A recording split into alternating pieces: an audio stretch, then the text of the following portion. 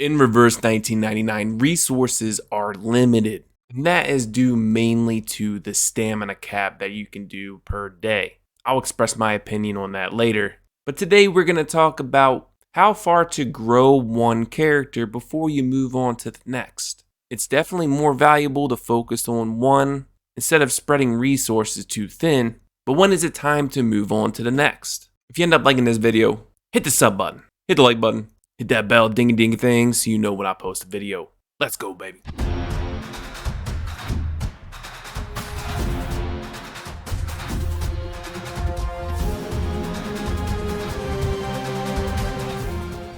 Alright, today is day 7 and tomorrow is day 8. On my account, where I'm trying to not summon as much as possible or use any other characters with what the starter characters are or what the game gives me, they are giving me this DPS healer to my repertoire, and I need you guys to help me pronounce the name of her so I don't get trouble in the future. I'm hoping that it's Dike, because I don't want it to be Dyke or Dikey, or Dick, Dicky, or Dick A. But hopefully it doesn't matter because hopefully everybody loves a good Dick A. Anyway, she is a DPS healer. She has an AoE heal, which even heals more if your ally is under 50% health. Her single target attack attacks an enemy plus does extra Genesis damage, which is based off of her attack. And her ultimate is also a one target attack, which does also again Genesis damage. But the good thing about this ultimate, it will purify all stats down, negative status, control from Decay, and gives her immunity. She's a 5-star, so cheaper resources than a 6-star would. So I will be using her for sure to clear all content with all starting free-to-play characters. So that will be my 6th member for this squad. So I'm waiting for day 8 for my new character free-to-play Dieke. But that's all besides the point. I want to tell you in this video how far to take a character in growth. Now, whoever your 6-star or 5-star character you are mainly leveling, which for me, it's all in on Sonetta, but for you, it's probably your 6-star that you re-rolled for, whatever the case may be. There's going to be 3 really simple things in knowing on how far to grow one character before you move on to the next. First, start out with your 6-star or 5-star character and get them to Insight to level 50. Level 3 Insight requires you to get some materials through crafting. You need your Wishing Spring to be level 4. And it's a lot of stamina to get the resources you need to craft these things. So shoot for Insight to level 50. Second, your Resonant level. Resonant doesn't get hard to level until you try to level 10. Level 9 is a good place to get to because you get a 6x6 grid. And a lot of the emblems you get are leveled like 3 or 2. However, I would say Resonant level 7 is a good stopping point before you move on to the next step. Tip of the day, by the way, for Resonant placement, I plan on doing a video for every single character that I actually build, right? But there is a quick load button that you can do that will automatically load it for you, but it'll do the same placement no matter what. But if you hit quick load, it'll do the same pattern. Whatever level you're at, it'll do it automatically the same. If there's something more you want to focus on, maybe you don't want to focus on so much HP and you want to focus more on attack and crit rate. Well, then you just have to do it manually. And there may be different ways to put these blocks in to get the maximum potential of it. But you kind of want to go down and just look for things that either have attack and crit rate or just attack or just crit rate. Maybe you want to focus all on just straight attack and not worry about crit rate. Maybe for like Apple, for example. Apple does more healing based off of his attack. You're just trying to push this attack as much as possible. You may have to finagle it a couple times just to get what you want. But as you see here, there's going to be complete different stats on this. And this actually gives me more HP, more attack. Or maybe you just really want to focus on critting. You can look for everything with crit rate. Shoot for the ones that have higher crit rate first. Maybe look for ones that have attack and crit rate. And then look for crit rate and damage bonus.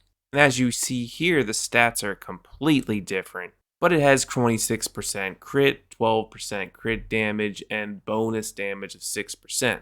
The attack's much lower, the HP's much lower. but you're going to need to see actually what does more damage maybe over time, or depending on your team comp or your Psychube, you might have more crit or whatever the case may be. But the resonant levels, the higher grid you get, the higher level you get, the more beneficial you can customize your character. See, now Sonetta has like a 33% chance to crit pretty much. So I'm just going to have to see how that goes. But again, Insight level 2, go to level 50. Resonant at least level 7. You can try to get a level 9 if it's a 5-star. And then you get into Psychube preference, which you kind of want to see if you can get the right one for your character. I actually like Footloose, which is a free-to-play one that's given to me. I still haven't used the 6-star one because I don't know exactly which one I want yet. I'm just waiting until I'm super hard stuck. But I like hers because I like her AoE ultimate. This gives me more ultimate might. And I usually save Sonetta's ultimate for like the second wave when all the enemies are there.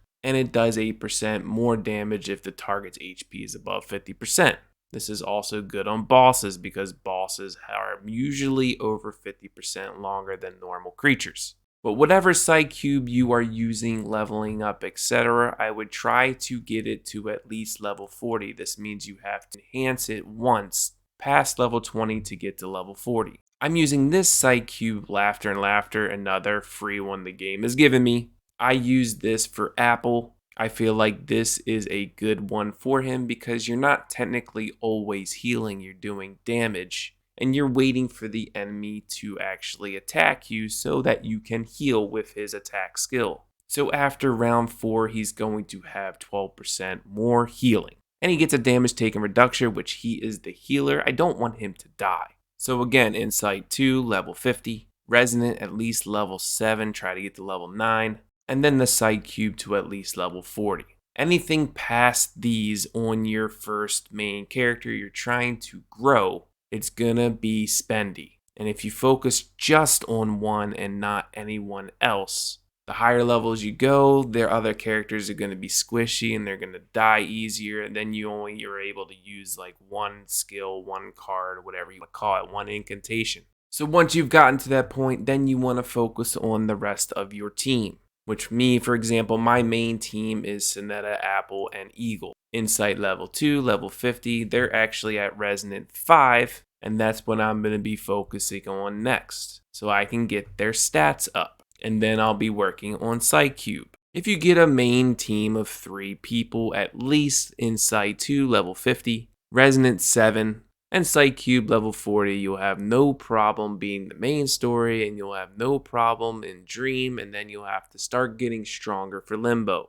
But my main problem right now is just having energy to farm.